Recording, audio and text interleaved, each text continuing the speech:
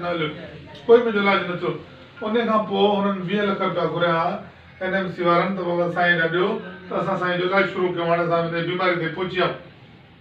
पोइ हुननि जो पाण वञी इमरान खान खां वठो, असांखे 2 लख जी तव्हांजी मंज़ूरी मिली, 2 लख 30,000 तव्हांखे ॾिना आहिनि, हाणे होॾे वञो। हाणे इहो त तरीक़ो ग़लति आहे न बाबा। मां गफ़ूर सुमेर साहिब खे इहो चयुमि बाबा अहिड़ो को तरीक़ो कयो त मां एडमिट थियां त तो सिहतमंद थी अचां। मूंखे ईअं न थिए त 8 ॾींहंनि खां पोइ वरी चवनि बाबा हाणे इमरान खान ॾे वञो। हाणे इमरान खान ते पहुचण जी मुंहिंजी ताक़त ई न, मूंखे केरु वठी वेंदो इस्लामाबाद, केरु इमरान खान?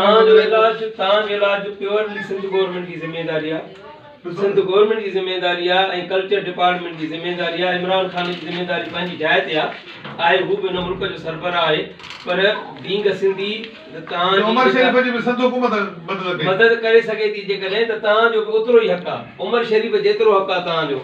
असां खां कोई पुछे त कासिर नवाज़ छा आहे, भले वज़ीर आला खे तव्हांजी घटि ख़बर हुजे, भले सरदार शाह खे तव्हांजी घटि ख़बर हुजे, पर सिंध जे अवाम खां कोई पुछे हे जॾहिं जेको सिंध जो 40 सालनि खां वठी हिकिड़ो आर्टिस्ट जेको नंबर 1 पोजीशन ते रहियो आहे दिलनि में माण्हुनि जे में, उहो अगरि तव्हांजी हैसियत खे मञे थो त हिन खां वधीक ॿी कहिड़ी ॻाल्हि आहे। पोइ मुराद अली शाह जे मञण जी बि ज़रूरत न आहे, सरदार शाह जे मञण जी बि ज़रूरत न आहे। ज़रूरत हिन ॻाल्हि जी आहे तव्हांजी त माना सिहत जो ख़्यालु कनि, तव्हांजो इलाजु कराइनि।